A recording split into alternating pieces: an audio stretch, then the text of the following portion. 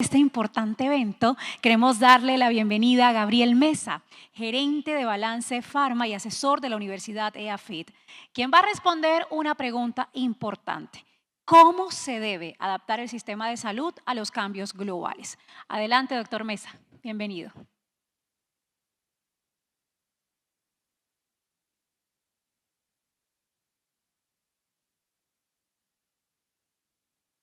Gracias.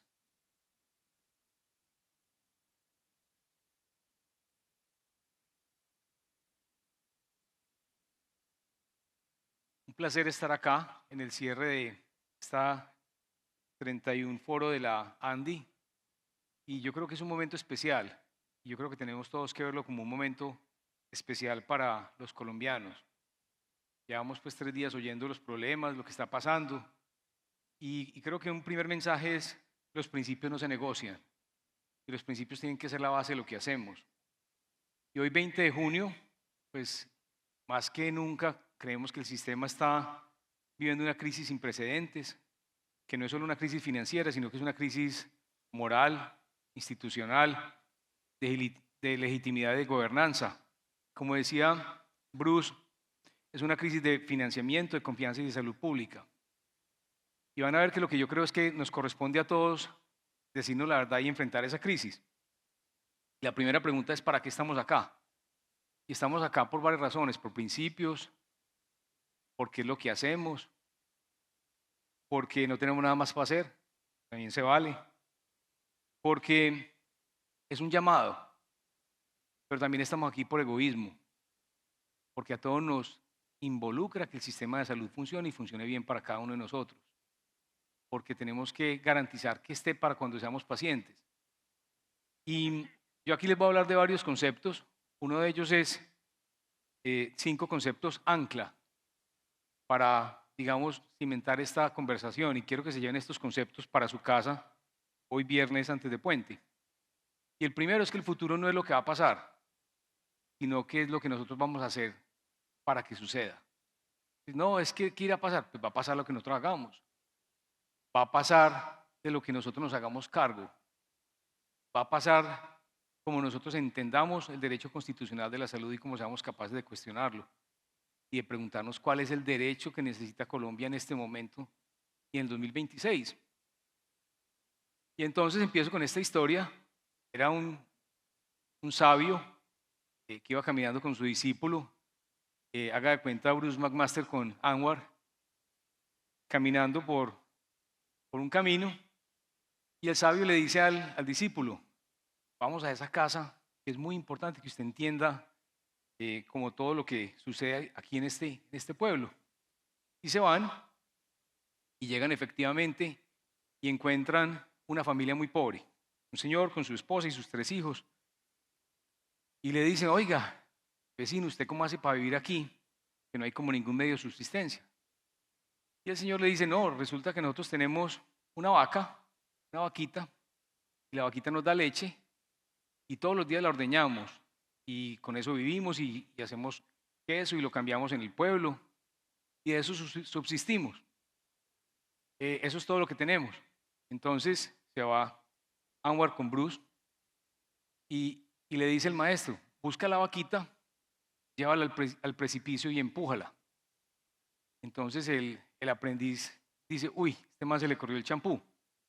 Dice: pues ¿cómo le ocurre si es de lo único que tiene para vivir? El maestro se queda serio y dice: no, hágalo. Él va, coge la vaca, la tira por el precipicio y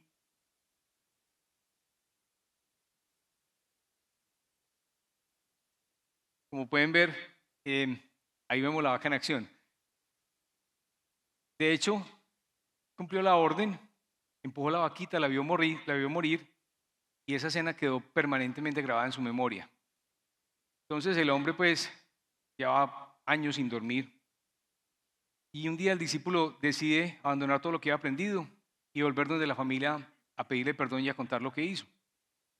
Entonces, a medida que se iba acercando, todo estaba más bonito, diferente a como él se acordaba, y se sintió triste porque se imaginó que habían tenido que vender la casa para poder subsistir. Les digo: claro, les tocó vender todo, apenas les maté la vaca. Entonces fue recibido por un señor muy amable Y él le preguntó, las personas que están aquí, ¿qué se hicieron? Dijo, no, somos nosotros. Y entonces le dije, ¿cómo así? Es que cuando yo vine hace 4 años era un panorama muy distinto. Y él le dice, nosotros teníamos una vaquita que se cayó por un precipicio y se murió. De ahí en adelante nos vimos en la necesidad de hacer otras cosas y desarrollar otras habilidades que no sabíamos que teníamos, y así alcanzamos la vida que hoy ven sus ojos. Entonces, yo creo que el segundo concepto ancla es que el obstáculo es el camino, y que si es un momento absolutamente difícil, que es un momento complicado y que es un momento que yo ayer lo veía, a todos nos provoca salir corriendo, pero es cuando menos tenemos que correr, cuando más tenemos que estar claros en que nuestro papel es aquí, porque tenemos el conocimiento, la experiencia, vamos a mirar al final todo lo que tenemos a favor. Yo no sé latín, pero eso dice ChatGPT, ¿qué quiere decir eso? Y creo que el obstáculo es el camino, es muy importante. No sobra decir que en la realización de esta historia ningún cuadrúpedo fue lesionado ni física ni psicológicamente. El empujón fue simbólico, pero el aprendizaje es real. Entonces, ¿qué nos pasó? Que en el sistema de salud colombiano nos empujaron la vaquita. Nos están obligando a pensar entonces qué vamos a hacer. Y está en manos de nosotros qué podemos hacer distinto. Todos los de este auditorio son expertos, entonces yo aquí no me voy a demorar, pero quise traer como 10 verdades más o menos innegables del sistema de salud colombiano del 2025. Hay una desfinanciación y deslegitimización crónica del aseguramiento. Hay una intervención y colapso institucional con reacción en cadena. Hay una fragmentación de la red y un deterioro del acceso que hoy viven los pacientes. Hay un desmantelamiento de la gestión de riesgo. Hay una crisis profunda de confianza entre los actores y el gobierno. Hay una incertidumbre jurídica y un riesgo de judicialización masiva por no cumplimiento de esa materialización del derecho. Hay un talento humano agotado, impago y migrando. Hay un colapso en la operación básica, la atención se ralentiza o se detiene. Ausencia total de una ruta técnica de transición y un país completo en riesgo sanitario y humanitario por un colapso inducido. Y ahí es donde otra vez el liderazgo es importante, el liderazgo de cada uno de nosotros. Entonces nos preguntamos, bueno, ¿qué vamos a hacer? Que todo el mundo es como, bueno, no hay nada para hacer, no hay mucho para hacer. Empecemos por mirar esto que salió esta semana, que dice en general, ¿cree usted que las cosas en Colombia están mejorando o empeorando? Se ven bastante hacia el lado empeorando al final. Entonces es un sentimiento que tenemos todos como país, donde las cosas no están bien, pero es un buen punto para que empiecen a estar bien. Y sobre salud, ¿qué sienten los colombianos? Esa podrá ser otra pregunta que nos hacemos. Y esta pregunta dice, ¿considera usted que en Colombia está mejorando o empeorando la calidad de cubrimiento de la salud? Y los números pues hablan solos, ¿cierto? Estamos en un pico pues histórico. Miren inclusive la línea del COVID, por ejemplo, que es bastante distinta a donde estamos en este momento. Y eso son oportunidades que tenemos y que podemos materializar y convertir en cambios profundos si sabemos para dónde vamos. Y vivimos en un mundo complejo, indudablemente. Miren estas dos gráficas, digamos el nivel de incertidumbre global, tiene que ver con comercio, y el nivel de sentimiento, pero miren que son de todas maneras contradictorios. Entonces, analizando estas gráficas, veía alta incertidumbre, espíritu emprendedor y expectativa de crecimiento que siguen vivos, pero también es un buen momento para líderes y empresas para que no se paralicen por la incertidumbre, sino que actúen con inteligencia, estrategia y propósito. Y yo creo que eso es fundamental, entender que los momentos de incertidumbre también son oportunidades importantes. Si somos capaces de visionar el futuro y que nos quepa en la cabeza. Y van a ver que al final termino diciendo que el papel de los líderes es predecir el futuro, porque realmente eso es cierto. Entonces, ahora para que nos pongamos reflexivos, esta es la vida de una persona de 67 años en meses. Cada uno hará las cuentas dónde está. Ahí estamos en el foro. Si esta fuera mi vida, ahí estaría yo. Y eso es lo que me queda de vida, en meses. Pero resulta que yo decidí que voy a vivir 103 años. Eso quiere decir que son 1236 meses y se ve así más bien. Y la gente piensa que estoy charlando cuando digo eso. Pero vivir 103 años implica tomar una serie de decisiones de cómo quiero vivir mi vida, de cómo me quiero alimentar, de cuánto ejercicio quiero hacer, de cómo quiero cuidar mis relaciones, de cómo quiero tener mis finanzas para cada vez tener más plata y ser menos dependiente y, y protegerme para llegar a esos 103 años. ¿Y qué tengo que hacer para poder correr la última maratón a los 100 años? ¿Cómo me puedo tirar en paracaídas a los 100 años y que mis nietos no me puedan declarar interdicto para no dejarme hacerlo? Entonces, les quiero dar un poquito de perspectiva. Miren estas líneas ahí. Esas líneas son el 7 de agosto del 2022. Y esta que aparece ahí es lo que falta para el 7 de agosto del 2026. No parece mucho tiempo, sobre todo si tenemos en cuenta que el tiempo que tenemos es cortico, que lo tenemos que apreciar. Por eso, otro concepto que no está ahí como ancla, pero es memento mori, que es que nos acordemos que también vamos a morir. Entonces, esto es lo vivido. Aquí abajo, cuando llegue la parca, en el 2070, estar listo también y decir, vive una buena vida. Pero aquí inclusive el título de esta diapositiva es, ¿cuántos años tienes? Alguna vez le pregunté a Augusto Galán, tal vez en el 2015, Augusto, ¿cuántos años tenés? Y Augusto me dijo, debo tener por ahí unos 20. Mira, ya te gastaste 10. Le dije, ¿cómo hace Augusto? Y me dijo, no, es que los que viví ya no los tengo son los que me faltan. Y ese es un mensaje muy bonito, porque yo creo que nosotros pensamos que esto es para siempre. Esto no es para siempre, esto es hoy. Y creo que ese es el mensaje también en el sistema de salud que tenemos que hacer hoy para que haya mañana. Entonces, esto tiene que salir bien, ni siquiera por mis hijos, sino de una manera egoísta por dos razones fundamentales. Uno, porque yo también voy a ser paciente. El 7 de junio me operaron de una hernia inguinal y experimenté la maravilla de la medicina. Pues al otro día estaba caminando sin ningún problema porque ya son 3 huequitos que le hacen a uno. Pero además porque me falta mucho y fue puta tiempo en este planeta. Y porque necesito que el sistema funcione, ¿cierto? Y funcione para mí, porque va a estar mucho tiempo acá. Entonces, el siguiente concepto es, en tiempos de crisis, la esperanza es una responsabilidad. Y la esperanza parte de los líderes. De decir, ¿sabe qué? Podemos dar la vuelta a esto. ¿Sabe que sí se puede hacer? ¿Sabe que lo podemos hacer mejor y distinto? ¿Sabe que claro que mañana va a salir el sol y va a ser otro día? Entonces, sigamos hablando un poquito más de datos. Miren la coyuntura. Miren, la raya roja muestra la apreciación de muy malo el sistema de salud. Miren cómo ha cambiado en el tiempo. Abril del 24 a junio del 25. Bastante rápido. Miren en ciudades como Bogotá y Medellín, por ejemplo, cómo aparece la falta de calidad y cubrimiento de salud como la tercera preocupación y la segunda preocupación, que antes no aparecían, ¿cierto? Entonces son otra vez oportunidades que tenemos de repensarnos y de cambiar las cosas. Entonces la pregunta es, ¿sí, quién puede hacer esto? Porque siempre estamos esperando que lo haga otro. Diana Cárdenas lo puede hacer, Augusto Galán lo puede hacer, claro que sí, Anwar lo puede hacer, pero nos corresponde hacerlo a todos. Miremos en esa misma encuesta cómo están, por ejemplo, las fuerzas militares, la iglesia, con muy buena reputación, los empresarios, indudablemente son los llamados a hacerlo. Y yo creo absolutamente en varios temas que quise anotar aquí que me parece que son fundamentales. Y yo creo que realmente la salud sí debe ser el motor de crecimiento sostenible y debe ser visto lo que invertimos como una inversión y no como un gasto, en llevar el país a un nuevo nivel de producción.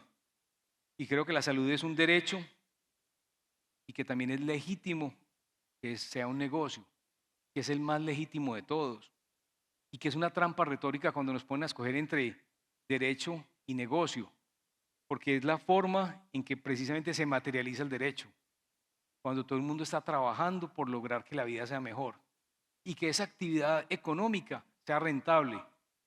Cuando yo me reúno con estudiantes de medicina me dicen, doctor, es que la salud es un derecho y no un negocio. Y le digo, ah, bueno, entonces cuando te gradúes no te vamos a pagar. Y no, doctor, es que es muy duro esto. Por eso, ¿quieres que te paguemos bien, cierto? Sí, doctor, es que es lo justo. Listo, te pagamos porque es legítimo. ¿Y quién te paga a ti? Un hospital. También le tiene que ir bien para poderte pagar. ¿Y quién le paga al hospital? Una EPS. Entonces entendamos que son dos cosas distintas. Ahora, ¿quién no? también es importante. Y aquí vemos 4, digamos, actores. Qué pena con el ex magistrado, pero ahí sale el sistema judicial colombiano con una mala reputación, nos obliga a repensarnos. Los partidos políticos, pues, peor, casi el único que está peor es el ELN, afortunadamente. Y el Congreso también tiene, digamos, una tarea pendiente, una asignatura por resolver. Entonces, esta pregunta, por ejemplo, me conmovió realmente y es, ¿ha pensado irse del país? Yo me fui del país en el año 2000, pensando que nunca iba a volver. Y volví en el 2006 y no me he arrepentido un solo segundo de haber vuelto. Y ahí vemos una inflexión importante. Eso quiere decir que hay esperanza. De la gente que decía, sí me quiero ir y no me quiero ir. ¿Está usted de acuerdo o en desacuerdo con las reformas que propone el gobierno nacional? Ah, bueno, y decía Bruce que se fueron 357.000 colombianos el año pasado. Entonces, les hago una pregunta. ¿Cuándo se nota el liderazgo? Y decía Napoleón, el hombre que puede hacer lo normal cuando todos a su alrededor están volviéndose locos, se vuelve un líder. Y este es el momento donde todos tenemos que preservar lo que hacemos, tenemos que cuidarlo, tenemos que hacerlo mejor y más amorosamente y más conscientemente que nunca, porque el liderazgo se nota cuando se necesita. Cuando se necesita y alguien dice yo voy a liderar, es cuando se nota, cuando no hace falta, realmente es como mudo. Entonces, voy a hacer aquí un cambio para llevarlos a una idea que me parece que es la más poderosa de esta conversación. Y es que estamos viviendo el momento más emocionante de la historia de la humanidad, quienes estamos vivos hoy. Estamos presenciando el momento más espectacular de la historia y les voy a dar 5, digamos, fotos que nos permiten hablar de eso. La primera, estamos en este momento de crecimiento exponencial, donde vemos que el viaje de la humanidad apenas comienza. Y nosotros estamos siendo actores, estamos viendo en primera línea eso que está pasando. Lo segundo, miren esta gráfica, que es impresionante porque se sobreponen 2 curvas. Se sobrepone el crecimiento del Producto Interno Bruto y la población mundial. Y eso quiere decir que 8.000 millones de personas resolviendo problemas a través de la tecnología nos va a llevar a resolver los problemas como nunca antes los habíamos podido resolver en la historia. Y que tenemos un nivel de riqueza impensado tampoco antes. Y donde podremos erradicar la pobreza extrema del mundo en la próxima década, como ya lo estamos haciendo. Miren esta otra, este cono del tiempo de las posibilidades, que habla de un futuro, digamos, como definido, o un futuro probable, un futuro posible. Pero ¿qué tal si nos damos cuenta que lo imposible es lo que no se ha hecho, pero que también se puede hacer? Antes era imposible ir a la luna, hoy nos para una bobada. Que va a ir uno a la luna, pues no bien ocupado. Pero realmente piensen y verán que eso que parecía imposible simplemente es cuestión de que cambie una serie de paradigmas y que nos cambie el mindset que mencionaban ahorita más temprano. Entonces pensemos que nosotros no tenemos un futuro, sino que tenemos muchos futuros. Y que esos futuros dependen de las acciones que tomemos individual y colectivamente cada uno de nosotros. Y que por eso esa es nuestra responsabilidad. Que además vivimos en un mundo hoy con cambios tecnológicos, con abundancia, donde hoy hago un planteamiento. Es difícil encontrar a alguien descalzo en un pueblo. Cuando yo estaba pequeño uno iba a un pueblo y la mitad de la gente estaba descalza. Donde hay unos cambios sociales importantes, donde hay unos cambios económicos, pero donde todo lo que hacemos lo estamos rediseñando y lo vamos a rediseñar de una manera radical en los próximos 5 años, incluyendo los sistemas de salud. ¿Qué pasa si Colombia se vuelve líder en rediseñar el sistema de salud a partir de lo que hemos hecho y las experiencias que tenemos en estos 30 años o en estos 30 más del Sistema Nacional de Salud? ¿Cómo podemos pensar que tenemos esa posibilidad de hacerlo?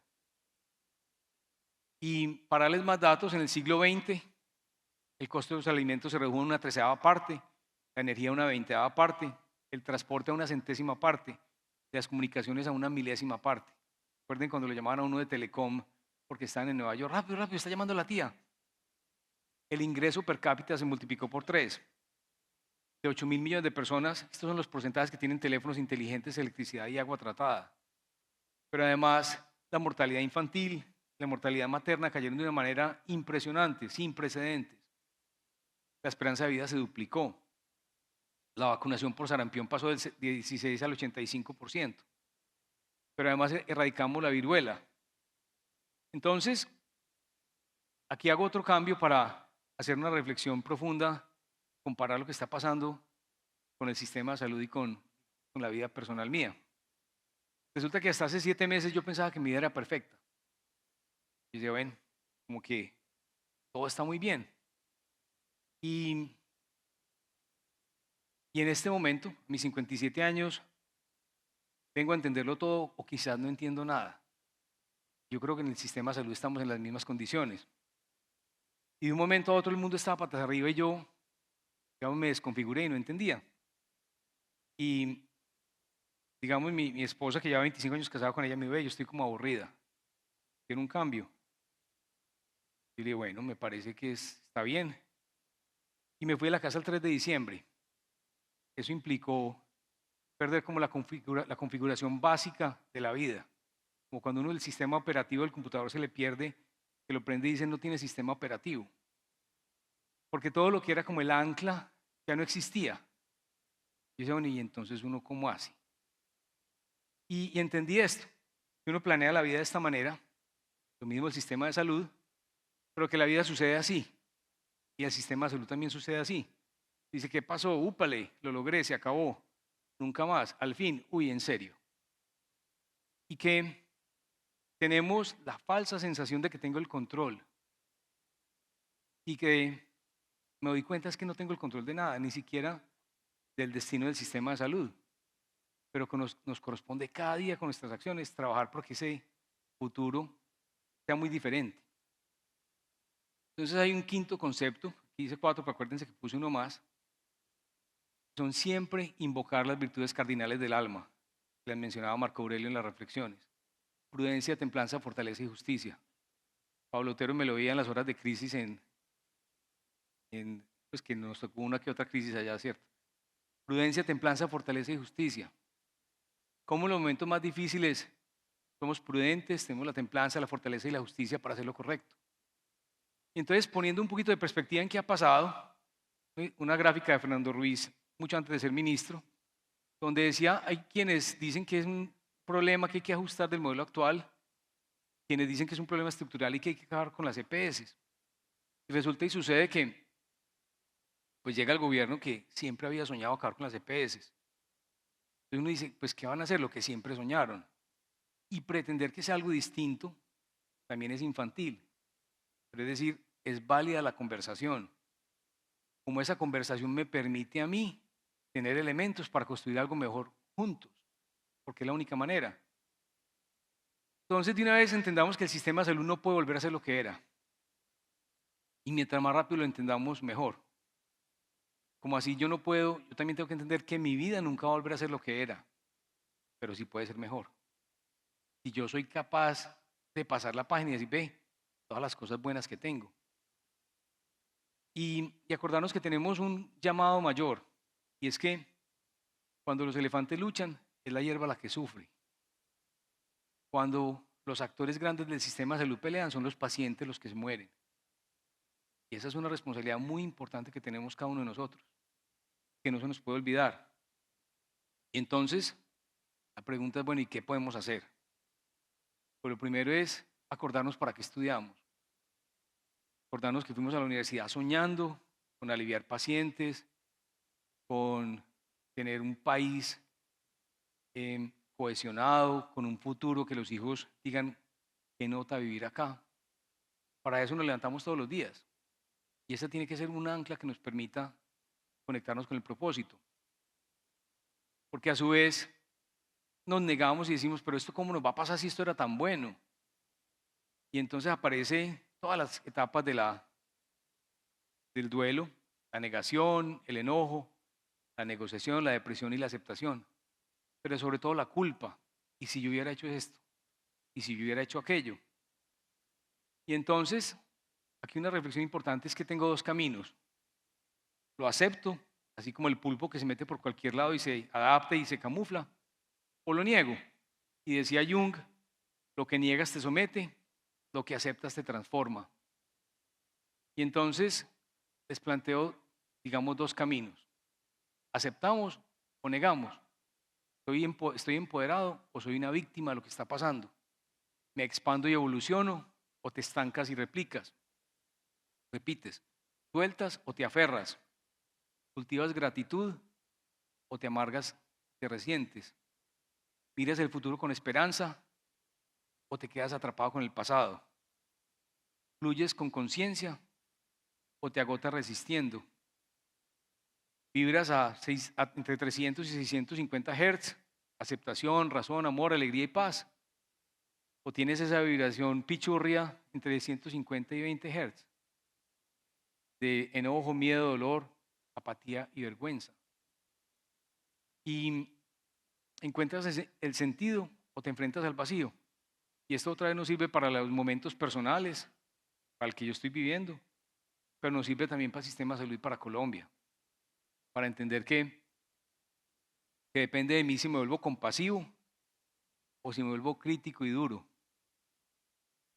Y si el futuro es tan bueno, ¿por qué me quedo viviendo en el pasado? Y esa es una pregunta de fondo. Entonces, les traigo esta historia, se llama Hiro Onoda, y era un oficial del ejército japonés que fue enviado a la isla de Luang en el 44. Resulta que cuando Japón se rindió en el 45, él pensó que eran fake news y siguió combatiendo, y combatió durante 29 años más escondido. Y entonces, solamente cuando llevaron a su comandante antiguo a la isla para que le ordenara que se rindiera, se rindió en 1974 y murió a los 91 años en el 2014. Entonces yo me preguntaba cuándo Japón se volvió una verdadera potencia. Resulta que Japón fue completamente destruido en el 45, su economía e infraestructura y autoestima nacional estaban devastadas, pero solamente en 20 años pasó a ser una gran potencia industrial, tecnológica y cultural. ¿Y cómo fue eso? Pues un camino del 45, derrota, destrucción, del 47 al 52, reconstrucción institucional, ocupación aliada, nueva constitución, desmilitarización, enfoque en la industria civil, del 55 al 65, milagro económico japonés, fuente de inversión estatal, énfasis en educación, innovación e infraestructura. Décadas del 60 al 80, Japón conquista el mundo con Sony, Toyota, Honda, Panasonic y Nikon. En el 64 Tokio organiza los Juegos Olímpicos y en los 80 se convierte en la segunda economía más grande del mundo.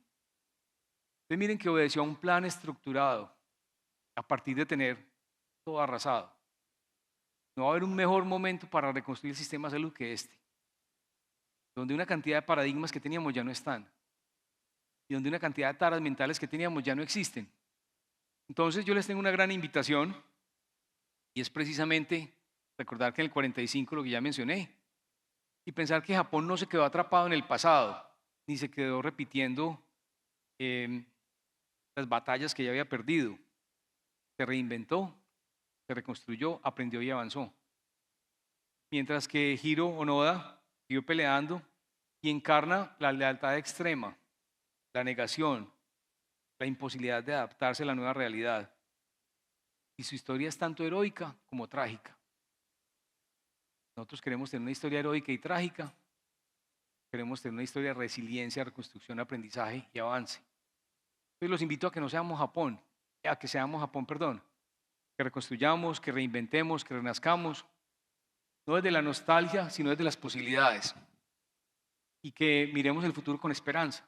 Que no nos quedemos peleando una guerra que ya terminó. Que nos quedemos atrapados en la selva del ego, del miedo y del poder. Y yo creo que ese mensaje, casi ya para terminar, es un mensaje que nos puede llevar a unos nuevos horizontes si permitimos que la mente nos llegue allá. Yo les decía que el sistema de salud no puede volver a ser lo que era, pero sí puede ser mucho mejor. Pero nos tiene que caber en la cabeza, en el corazón primero. El sistema de salud sí puede ser mucho mejor de lo que era, porque teníamos una cantidad de cargas que ya no tenemos que cargar. Entonces, para terminar, me permito preguntar, ¿para qué existimos los líderes? Y cada uno de ustedes, estoy seguro que si está aquí por cuenta propia, porque lo mandó su empresa, es porque es un líder. Y los líderes existimos para predecir el futuro. Miren ChatGPT cómo me pintó prediciendo el futuro aquí. ¿Y qué es predecir el futuro? Es crear una visión de futuro que sea inspiradora, que le corresponde a cada uno de ustedes en sus clínicas, en sus farmacéuticas, en sus EPS. Pero además, el líder es el jefe de la ejecución. El líder no se remanga y no dice, bueno, ahí les dejo por la visión. Dice, bueno, ¿qué hay que hacer para implementarla? ¿Funciona o no funciona? ¿Qué hay que hacer para que funcione? ¿Qué tenemos que cambiar? Porque es mi responsabilidad como líder ejecutar eso que yo estoy diciendo que es la visión. Entonces el liderazgo se nota cuando se necesita. Y en este momento se necesita liderazgo. Pero el liderazgo de cada uno de nosotros. Entonces, los tiempos difíciles crean hombres fuertes. Los hombres fuertes crean tiempos fáciles. Los tiempos fáciles crean hombres débiles. Y los hombres débiles crean tiempos difíciles. Tenemos una ventaja y es que en el sistema de salud colombiano nunca ha habido tiempos fáciles. ¿Eso qué quiere decir? Que somos hombres y mujeres increíblemente fuertes. Y eso es un activo que no se nos puede olvidar, que tenemos a nuestro favor.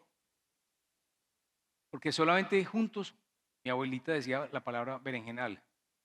Yo nunca he estado en un berenjenal, pero es una cosa muy berraca. Decían, solamente juntos podemos salir de este berenjenal. Entonces, no hay un mejor momento para reconstruir, pero si tenemos el mindset correcto.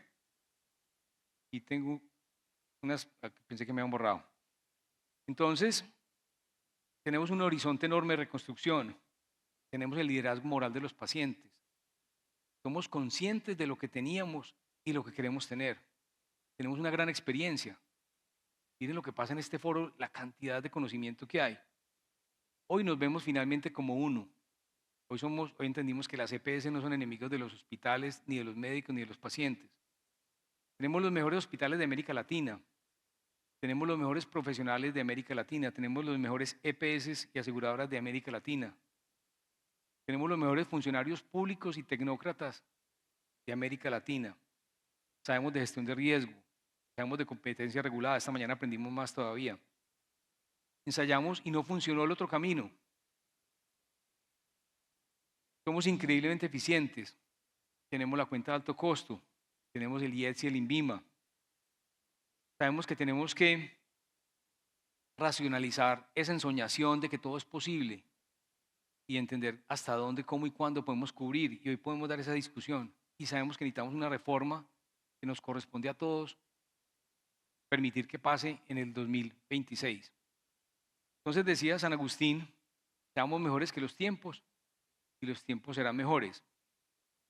Y yo creo que ese es el llamado que tenemos que tener claro, que seamos los líderes que Colombia necesita y que el sistema de salud necesita hoy. Que no se nos olvide que en este momento todos somos Miguel Uribe Turbay. Muchas gracias.